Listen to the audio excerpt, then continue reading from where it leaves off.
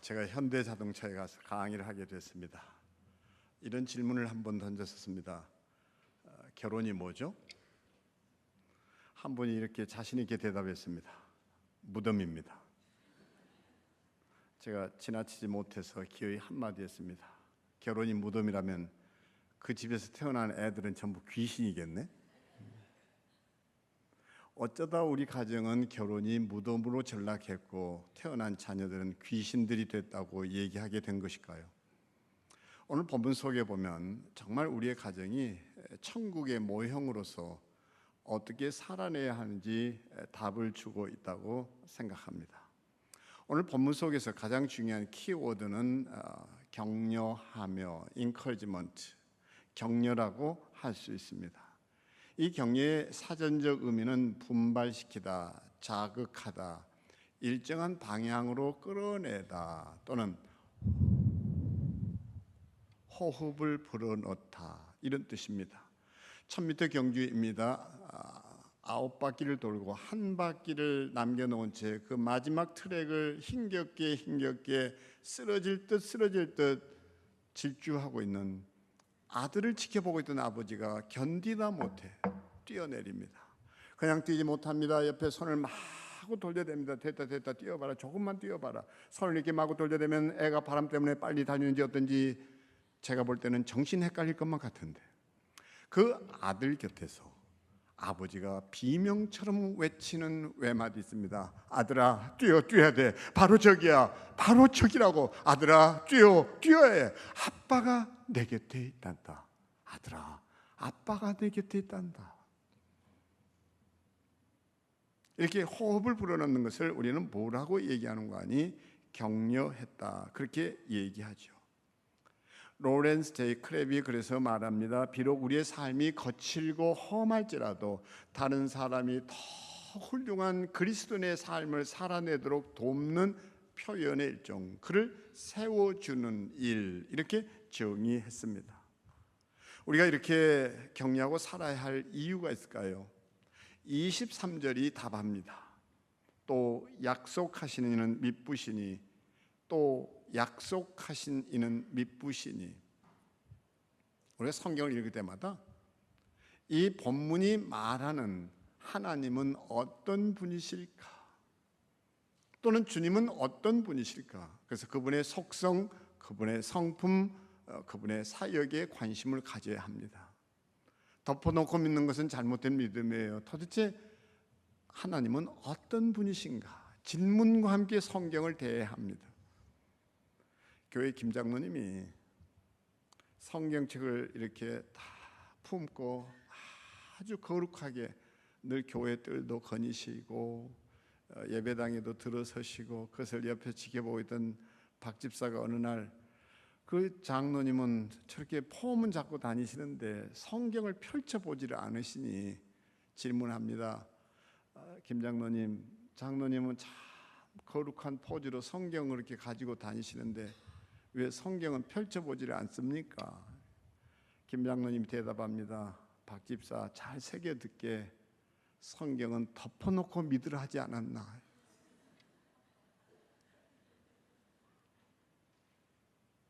오늘 본문에 하나님의 그 성품, 하나님의 속성, 그분의 사역이 뭐냐고 질문했을 때 여기에 하나님의 그 속성이 드러납니다. 어떤 분이십니까?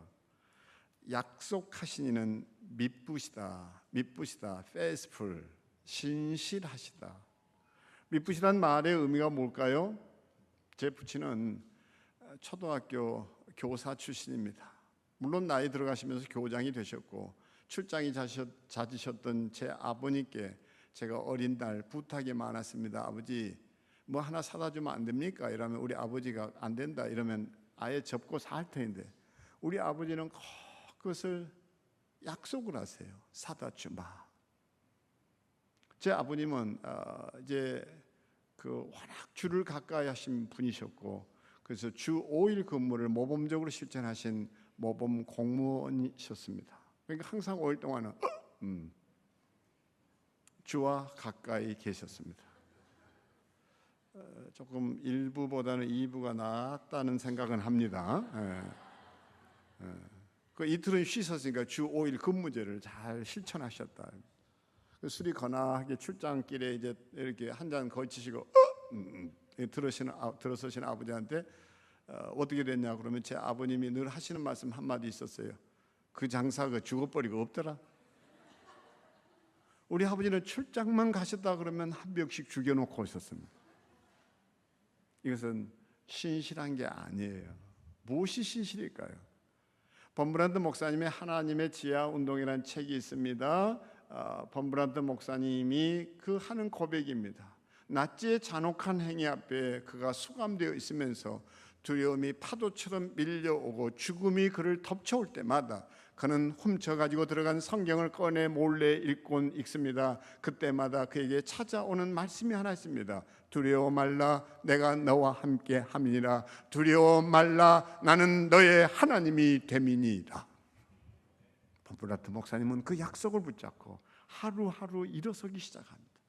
그렇게 해서 믿음의 정상에 우뚝 서게 된 날, 도대체 하나님께서 왜 이 말씀을 이리 자주 약속하셔야 되는가? 자신이 밑줄까지 그어가며 읽었던 그 약속의 말씀을 숫자로 헤아리기 시작합니다. 그러던 범브란트 목사님은 자신의 무릎을 칩니다. 무려 성경에 두려워하지 말라, 내가 너와 함께 하겠다던 이 약속이 356번 기록되어 있습니다. 범브란트 목사님은 고백합니다. 하나님께서 1년 내내 단 하루도 두려움에 빠지지 않도록 정확하게 하루에 한 번꼴로 366번 이야기해 주셨다는 거예요. 근데 이 범브란트 목사님의 고백이 놀랍습니다. 1년은 365일인데 웬 356번이냐 이거예요. 이래서 덮어놓고 믿으면 안 되고 생각을 하고 질문해야 되는 거예요. 범브란트 목사님의 고백이 이것입니다. 하나님께서는 4년마다 한 번씩 돌아오는 윤년까지 헤아리소서. 그 단 하루도 자신의 친백성들이 두려움에 빠져 허우적거리는 것을 용납할 수 없었다는 것입니다. 여러분은 어떤 약속의 말씀을 붙잡고 평생을 살아오셨습니까? 어떤 약속의 말씀을 붙잡고 그 인생의 파고를 뛰어넘었습니까?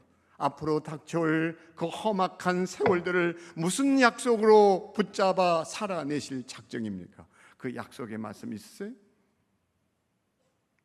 약속하신 이는 미쁘시니 신실하시다. 우리가 세상에서 믿을 수 있는 것은 다른 것 없습니다. 바로 이 약속입니다. 약속 붙잡고 계신가요? 본문은 말합니다. 우리가 믿는 도리의 소망을 움직이지 말고 굳게 잡아. 저는 아침마다 눈을 뜨면 이렇게 다짐해 보는 거 있어요.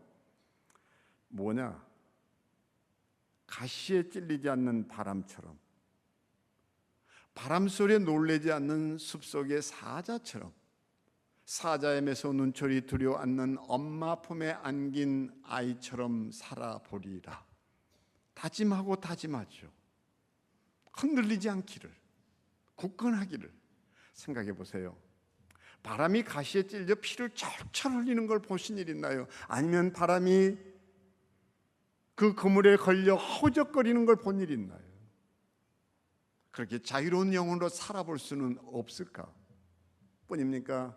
사자가 먹이 사냥을 위해서는 쏜살같이 숲속을 내달리지만 바스락거리는 낙엽 소리에 놀래 도망치기 위해 뛰는 것 본 일 있나요? 그렇게 용맹스러워 볼 수는 없을까? 나아가 엄마 품에 안겨 새근새근 잠든 아이가 사자의 매서 눈초리 두려워 떠는 것 본 일 있나요? 내게 그런 평안은 없는 걸까? 그렇게 하루를 살아보리라 다짐하고 다짐하지요. 그러나 아시는 대로 아무리 위대한 사람이라도 산은 타고 넘어도 결국은 돌뿌리에 걸려 넘어지는 것이 사람이라고. 그놈의 페이스북 열어봤다가 비난글 하나에 온통 마음이 흔들리고 좌절하고 한숨 짓고 나도 모르게 속으로 붕괴하게 되고. 참 연약한 게 인간 아니던가요? 설교를 잘 나름 애써서 열심히 준비해가지고 힘차게 전하는데도 뚱한 교인들 보면 나도 모르게 힘이 쫙 빠지고, 별거 아닌 소리에도 대길교회 성도들은 원로 목사님으로부터 훈련이 잘 돼가지고 반응 잘하고 고개 끄덕이고 막 웃고, 그러면 나도 모르게 내가 뭐 어떤 설교 잘하는 명설교가인 줄 막 이렇게 우쭐대게 되고. 이게 사람 아니던가요? 여러분 얘기 아니고 제 얘기하고 있다니까요. 그러다 진짜 설교에 실패한 날 저 밖에서 교인들 대해 인사하는 시간처럼 괴로운 시간은 어디 있어요? 그런 시간은 그냥 설교자의 안타까운 심정 헤아려서 수고했습니다, 감사합니다, 안녕히 계세요, 그리고 좀 가주면 얼마나 좋아. 집단에는 친하다고 하서 기어이 한마디 하고 갑니다. 목사님 오늘 죽 썼죠? 누가 자기 보고 확인 사살해달라고 그랬어요. 근데 귀싸대기로 한데 올려버리고 싶은 심정이 그렇죠. 네?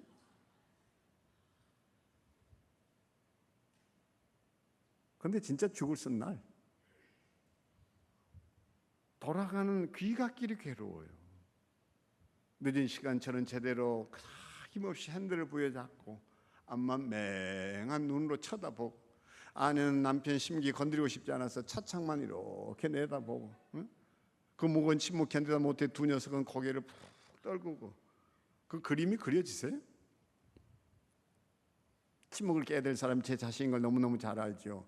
운전을 하다 말고 한마디 합니다. 그래, 그렇게 됐다. 오늘 죽 썼네, 죽 썼네. 이런데 그 말이 떨어지자마자 제 아내가 한마디 덧붙이고 나섭니다. 여보 왜 그래? 죽도 죽 나름이지 깨죽은 괜찮거든? 그 한마디가 약속에 미쁘신 주님 바라보고 소망에 머물도록 이끌어냅니다. 소망, 희망이 뭡니까? Hold on, pain ends. hope, hold on, pain ends. 끝까지 견뎌내. 시련은 끝날 테니까, 고통은 끝날 테니까. 그래서 그날 이후로 죽을 몹시 사랑하게 됐습니다. 밥보다는요. 왜요? 죽은 사람 소원도 들어준다 그래서. 드디어 이제 여러분들의 뇌가 돌아가기 시작했습니다. 죽은 사람 소원도 들어준다 그래서. 이걸 어떻게 알았는지 1부 예배 끝나니까 여전도의 총회장님이 그렇게 열심히 준비하셔서 호박죽을 가져오셨어요.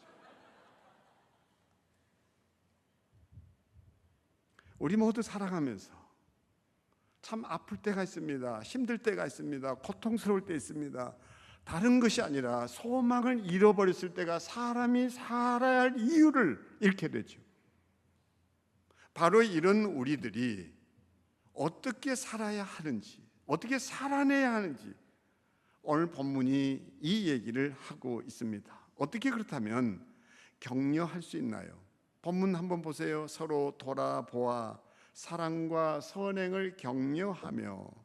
돌아본다, 내 눈아래 상대방을 둔다, 그리고 그의 처지를 두루두루 살핀다. 돌아보아, 이것만을 의미하는 단어일까요? 아니요. 돌아본다는 말은 그것을 훨씬 뛰어넘습니다. 그 사람의 고통이 내 아픔이 됩니다. 내 아픔이 그의 눈물이 됩니다. 이것을 우리는 뭐라고 얘기하는 거 아니?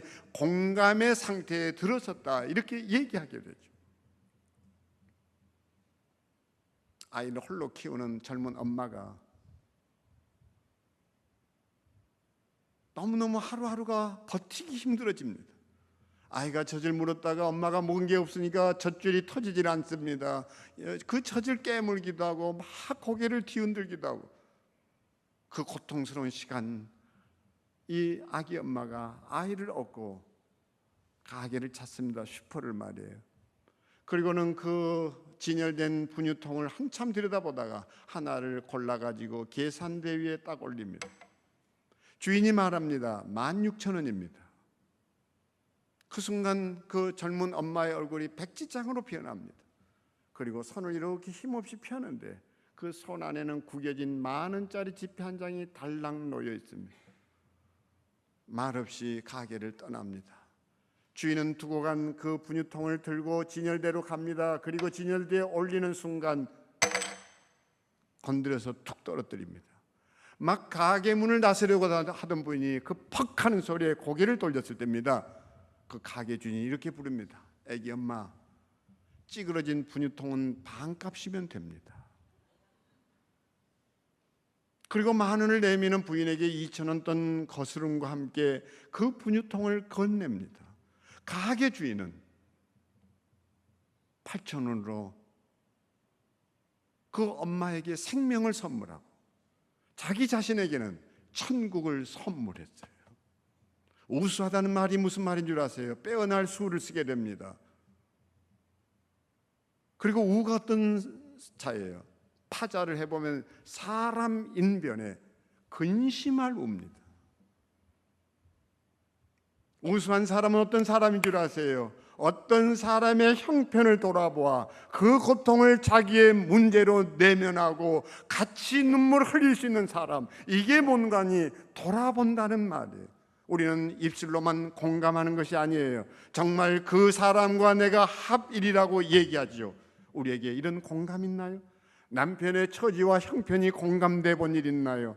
성적이 떨어져서 괴로워하는 그 자식에게 공부를 그래서 좀 열심히 하지 이 자식아, 그게 채찍인 줄 알지만 공감받지 못한 자식은 집을 뛰쳐나가죠. 같이 아파해 보셨나요?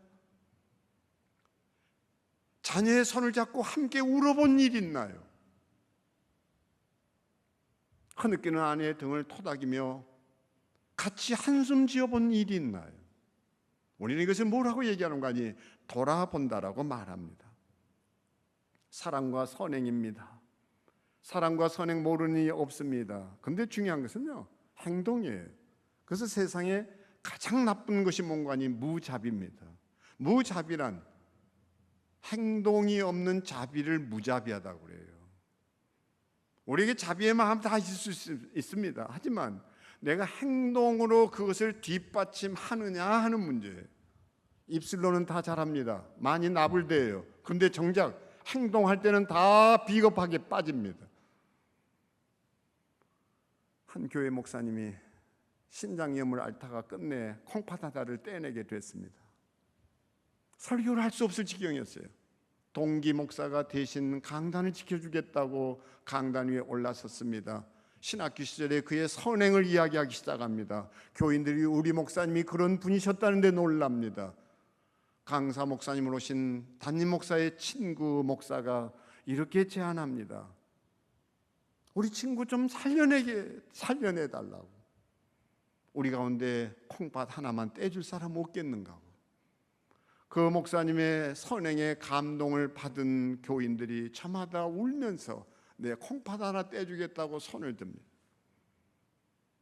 그런데요, 친구 목사가 감동을 받습니다. 어떻게 목회를 했길래 온 성도들이 저 위기 상황에서 자기 콩팥을 떼겠다고 손을 드는지. 너무 많은 분이 손을 들어서 목사님이 당혹스러웠습니다. 어떻게 하지 하고 고개를 숙인 순간 이 깃털 하나가 떨어져 있어서 이렇게 제안을 합니다. 그렇게 많은 콩팥 필요 없고 한 사람이면 되는데 대신 내가 이것을 훅 불어서 날릴 테니까 여기에 톡 떨어지는 사람이 콩팥 떼면 어떻겠냐고. 그래서 찬송을 부르기 시작하는데 지금까지 공중을 뱅뱅 돌고 있다는 거예요. 자기 앞에 나오면 할렐루야, 할렐루야. 이 중요한 순간을 효과음으로 극대화시켜주는 이것도 타이밍이라고 해요. 타이밍. 근데 오늘 정확하게 여기에 뭘 얘기하고 있는가? 시간을 이야기하고 있죠. 선한 행위를 보게 되었을 때 그 때를 사로잡아. 때를 사로잡아. 때 붙잡고 계세요? 쉬운 얘기 할게요. 딸아이가 일찍 귀가를 했어요. 집에 들어섰더니 엄마가 외출하고 없습니다. 싱크대가 정리가 안 된 채 바쁘게 나가셨나 보다 그러고 이럴 때 엄마를 좀 돕고 싶은 효심이 발동했습니다. 칭찬 듣고 싶었어요. 열심히 설거지를 했습니다. 뒤늦게 들어온 엄마가 자기가 해야 할 일을 누군가 해놓은 데 대한 감사가 있습니다. 궁금해서 묻습니다. 이건 누가 시켰니? 딸아이는 칭찬이 돌아올 줄 알고 제가 해요. 근데 그때 엄마 하는 소리가 뭐예요? 아이고, 내가 공부를 이런 식으로 하면 얼마나 좋겠냐. 이건요, 기회를 붙잡는 거 절대 아니에요. 그걸 리젝트했다고 그러죠. 기회를 차버린 거예요. 발로 굴러온 기회를. 기회 붙잡고 계세요? 말은 쉬운데 우리는 종종 실수합니다. 기회를 붙잡아야 합니다. 오늘 여성들이 참 많은데요,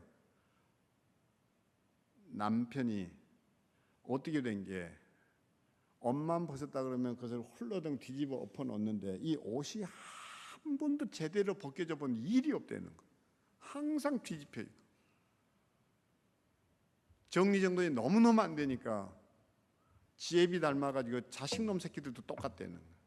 근데 자기는 어떻게 된 게 그 옷가지를 정리하는 게 그렇게 싫대요. 또 왜 그런지.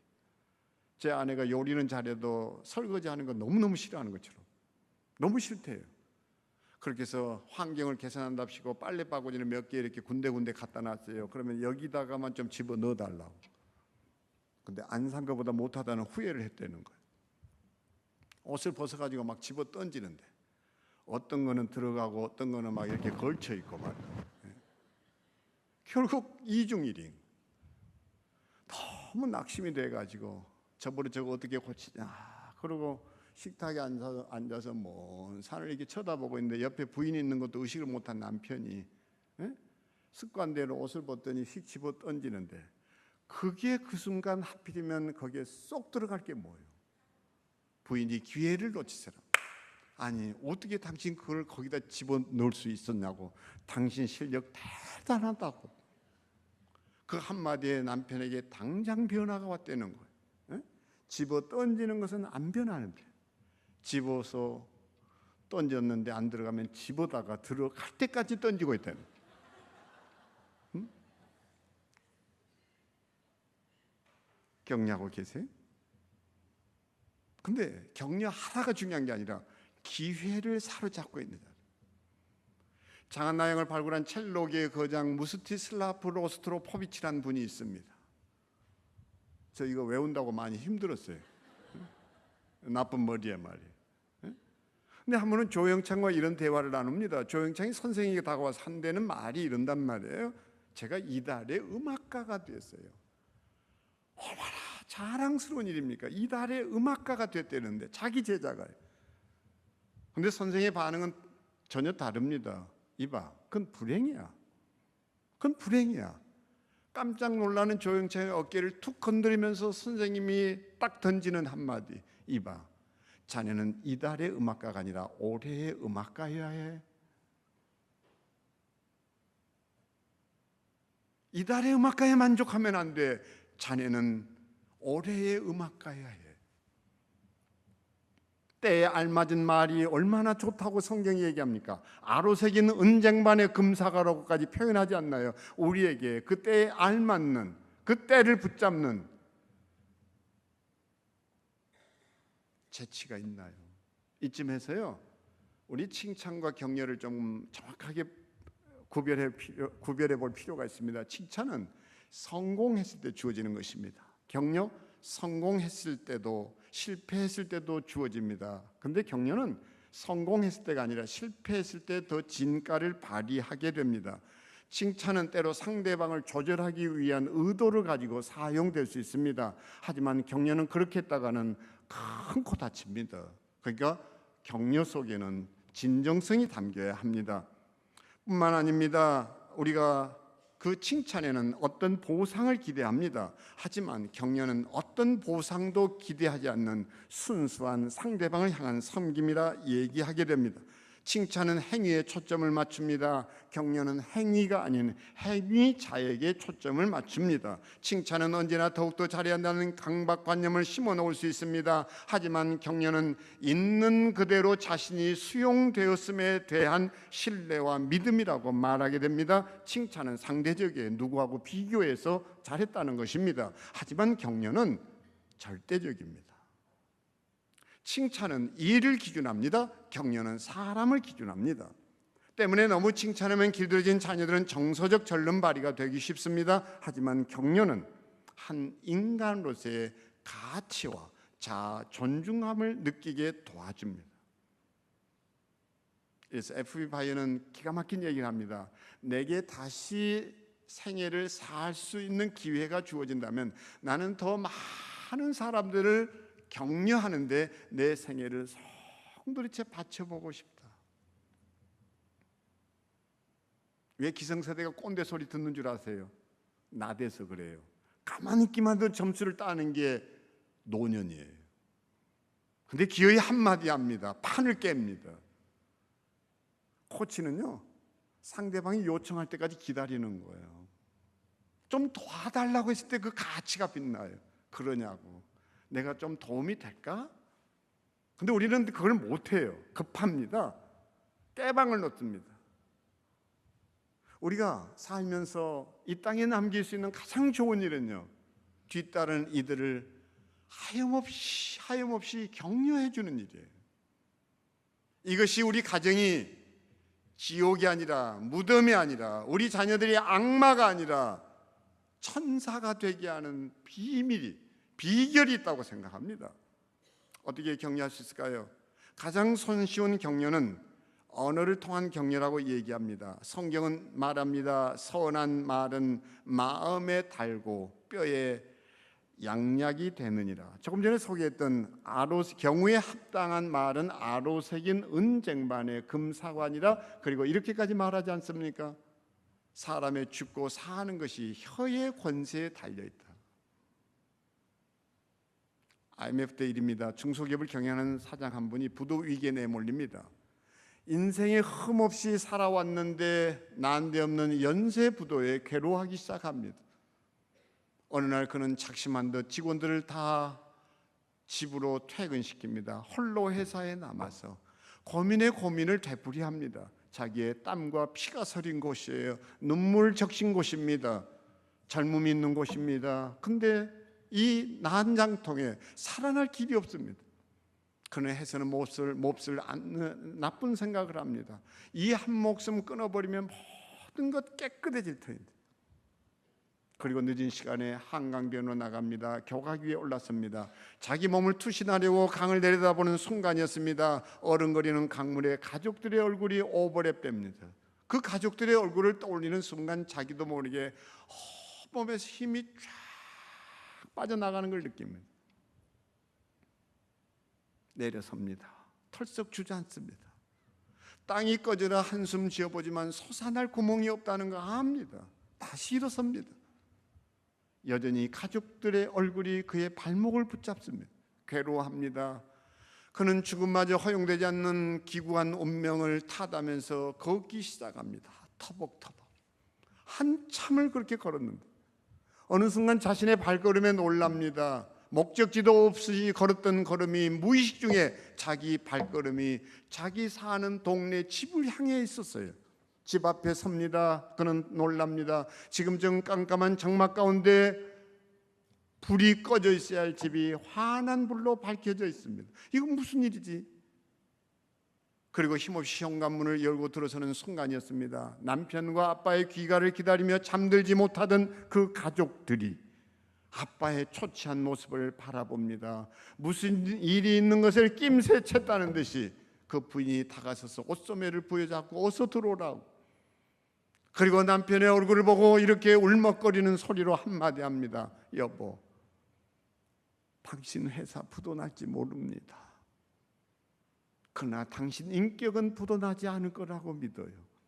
나와 아이들이 당신을 얼마나 사랑하고 존경하는지 여보 그것만 잊지 말고 살아줘요.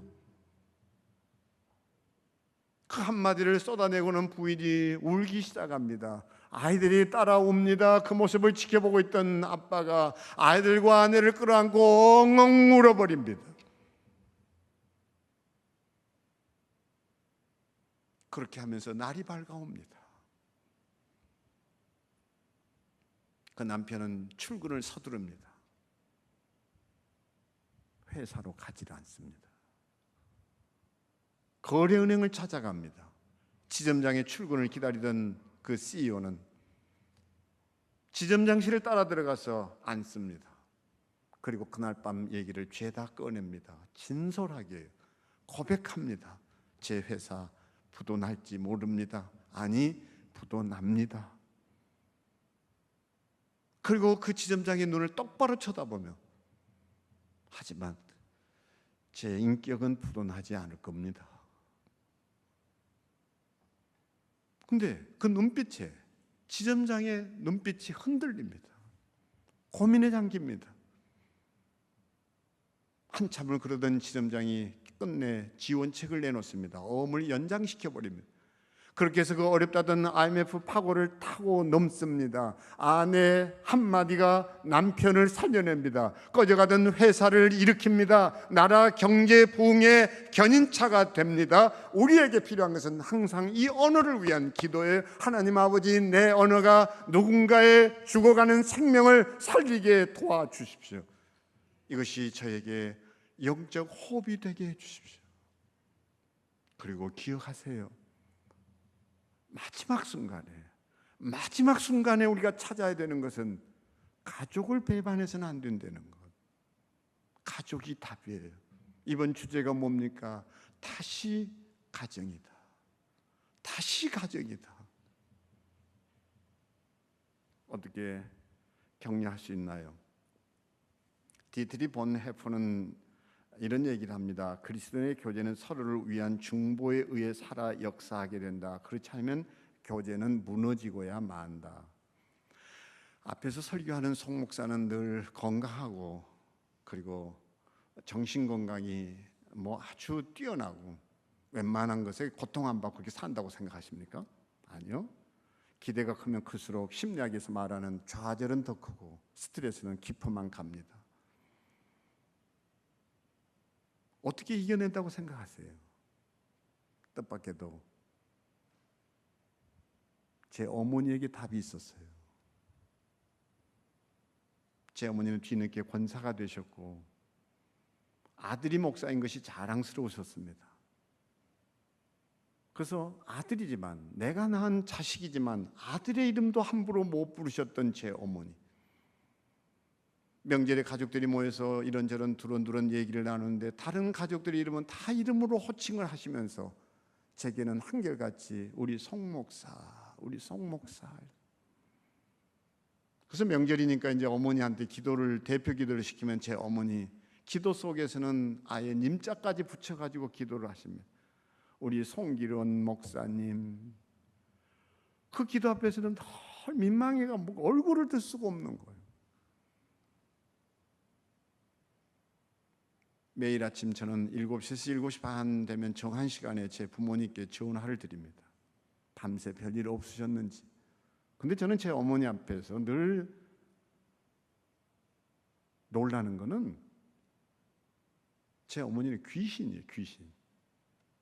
어떻게 몇 마디 인사도 나누지 않았는데 제 목소리에 담긴 그 어떤 그 우울한 것을, 또 뭔가 힘없는 것을, 아들이 뭔가 그냥 어떻게 힘들어하는지를 금방 알아채시고, 뜬금없이 송 목사도 송 목사님도 온데간데 없고 우리 어머니가 갑자기 전화통에다 대고 뭐를 알아챘다는 듯이 이렇게 한마디 내뱉습니다. 아가, 갑자기 거룩한 목사가 아기가 돼버립니다. 아가, 그 한마디에 어머니에게 내 고통스러운 마음 전달하지 않아야 되겠다고 방어벽을 구축하고 있던 내가 무너져 내립니다. 무장해제돼요. 어머니 왜 그래요? 걱정 좀 그만하세요, 제발. 짜증을 내고 서둘러 전화를 끊어버리지만 도무지 견딜 수 없어 차를 길가에 세워놓고 지금 당장이라도 어머니에게 달려가 그 어린 시절 치맛복에 얼굴을 파묻고 친구 욕을 해대며 울었던 것처럼 그냥 어머니 치마에 안겨 펑펑 울어버리기라도 하면 나를 괴롭힌 그 사건들, 사람들 내가 다 용서할 수 있을 텐데, 나도 모르게 차 안에서 소리 지릅니다. 어머니, 어머니, 어머니!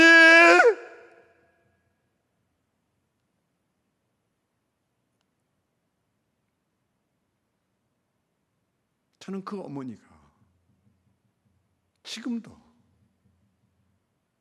아들을 위해 눈물 뿌려가며 기도할 것을 알기에 그렇게 소리쳐 어머니를 부르고는, 어머니 제발 조금만 좀 기다려봐요, 조금만 기다려봐요. 다른 사람은 몰라도 내 어머니를 실망시켜서는 안 되겠다는 생각에 두 주먹 불끈 쥡니다. 그리고 고백합니다. 내가 죽지 않고 살아서 여호와의 살아 계심을 만방에 선포하리이다. 부모들이 자녀에게 보여줄 건 뭔 줄 아세요? 소리 지르는 모습 아니에요. 자신의 이름을 부르면서 말없이 울고 계시던 아버지, 누군가 널 위해 기도하네, 누군가 널 위해 기도하네. 나를 위해 기도하고 계실 아빠, 엄마, 그 모습만 떠올려도 우리 자녀들은 반드시 어떤 험난한 그리고 고통스러운 삶의 현장에서도 기어이 살아냅니다. 격려하고 계세요? 오늘 본문은 마지막 절에서 뜻밖의 얘기를 합니다. 모이기를 패하는 어떤 사람들의 습관과 같이 하지 말고. 제가 요즘 사탄 연구를 좀 열심히 하고 있습니다. 근데 그 악마 말이에요. 악마의 친동생이 설마입니다. 설마 내한테 이런 일이 있겠네. 거기 악마의 그 친동생이, 악마가 큰형님이고요. 그리고 사촌들이 있어요. 그 악마의 사촌들이 이제 뭔고 하니 이게 어울려가지고 공격을 하는데 그게 사마귀예요. 모르셨어요? 사탄, 마귀, 귀신, 여기 합쳐서 사마귀예요. 이것들이요 팀 스피릿으로 놉니다. 야곱의 딸 디나가 그 가정을 떠나서 호기심에 홀로 나섰다가 결국은 성폭행을 당합니다. 마귀는요 이런 사람을 찾아요. 다시 말하면 홀로 헤매는, 그게 먹잇감이에요. 저는 그리스도인들이 기억해야 할 거 하나 있다고 생각합니다. 절대 홀로서는 할 수 없는 두 가지가 있어요. 결혼 절대 홀로 못합니다. 신앙생활 절대 혼자 못합니다. 누구하고 신앙의 교제를 하고 계세요?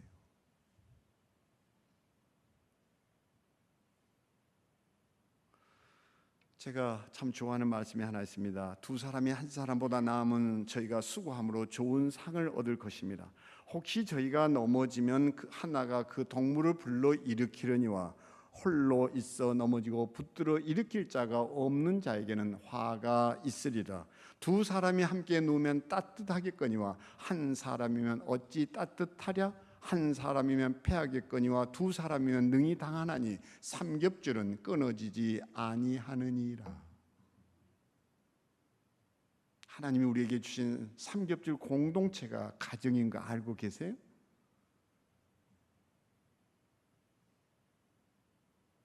우리 다시 일어설 수 있게 되기를 바랍니다. 그저 아내가 아니라 진정 남편이 그냥 남편이 아니라 영혼의 친구가 되는 축복 말입니다. 제가 참 좋아하는 시가 그래서 있습니다. 마종기 시인의 우화의 강입니다. 사람이 사람을 만나 서로 좋아하면 두 사람 사이에 서로 물길이 튼다. 한쪽이 슬퍼지면 친구도 가슴이 메이고 기뻐서 출렁이면 그물살은 밝게 빛나서 친구의 웃음소리가 강물의 끝에서도 들린다. 처음 열린 물길은 짧고 어색해서 서로 물을 보내고 자주 섞여야겠지만 한 세상 유장한 정성의 물길이 흔할 수야 없겠지. 넘치지도 마르지도 않는 수려한 강물이 흔할 수는 없겠지. 긴 말 전하지 않아도 미리 물살로 알아듣고 몇 회쯤 만나지 못해도 밤잠이 어렵지 않은 강. 아무리면 큰 강이 아무 의미도 없이 흐르고 있으랴. 세상에서 사람을 만나 오래 좋아하는 것이 죽고 사는 일처럼 쉽고 가벼울 수 있으랴. 큰 강의 시작과 끝은 어차피 알 수 없는 일이지만 물길을 맑게 고집하는 사람과 친하고 싶다. 내 혼이 잠잘 때 그대가 나를 지켜봐주고 그대를 생각할 때면 언제나 싱싱한 강물이 보이는 시원하고 고운 사람을 친하고 싶다. 우리 모두 남편과 아내로 만났지만 시간이 흐르고 흐르면서 우리 모두 영혼의 친구가 되고 두 사람이 함께 누우면 그리고 삼겹줄 공동체 의미로 우리 다시 가정이다 소리치고 일어설 수 있게 되기를 바랍니다. 우리 다 같이 일어서시겠습니다. 일어서서 우리 찬송 하나 하겠습니다. 찬송하는데 사랑하는 주님 앞에 우리 이 찬송 한번 하겠습니다. 가사 띄우지 않을 거고요.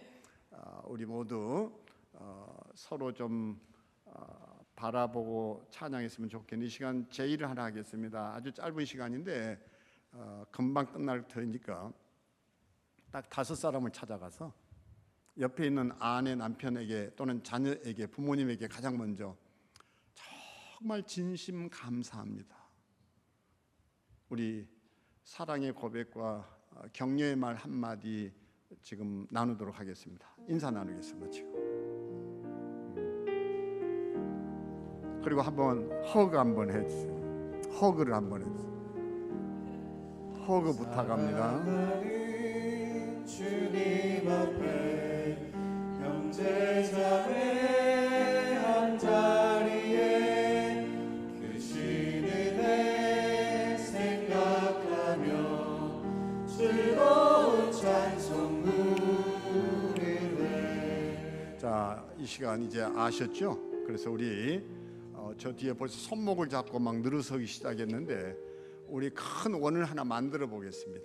큰 원을 가운데 다 비우셔서 우리 하나된 믿음의 공동체를 2층도 좀 군데군데 서로 손을 마주 잡고 사이클 원을 한번 만들어 보세요. 가운데 빠져나오시면 더 좋고요. 그래서 우리 이 찬송 한번 부르고 기도하려고 합니다.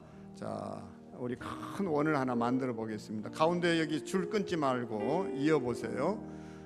우리 교역자들 좀 옆에서 도와주시면 좋겠고 220장입니다. 같이 부르겠습니다. 사랑하는 주님 형제 자매 한 자리에 크신 은혜 생각하며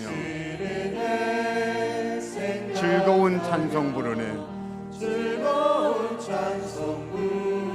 내 주 예수 본을 받아 모든 사람 내 몸같이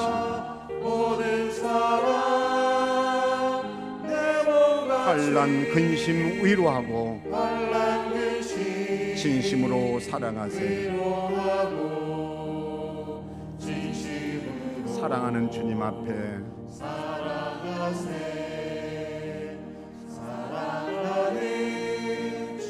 온갖 충성 다 바쳐서 괴로우나 즐거우나 주님만 힘써 섬기네. 우리 계속 부를 때 어깨 동무 한번 해보겠습니다. 어깨 동무. 우리 주님 거룩한 손 서로 어깨 동무요. 제자들의 발을 씻어 남 섬기는 종의 도를 몸소 행해 보이셨네. 3절 볼 때는 서로 눈초리를 좀 마주하세요. 사랑하는 주님에서 얼굴을 좀 쳐다보세요. 양옆으로요. 같은 주로 섬기나니 한 피 바다 한 몸이론 형제여 친구들이여 한 몸같이 친밀하고 마음으로 하나 되어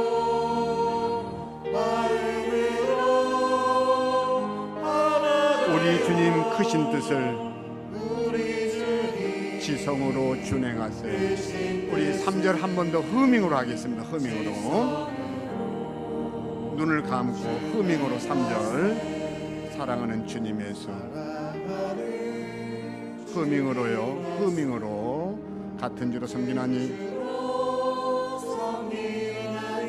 고요히 흐밍으로 하겠습니다. 흐밍 소리 내지 말고 흐밍으로 한 피 바다 한 몸 이룬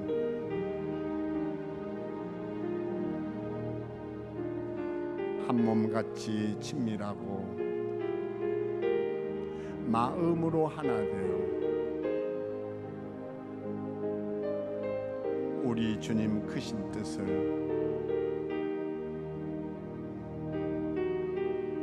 지성으로 준행하세.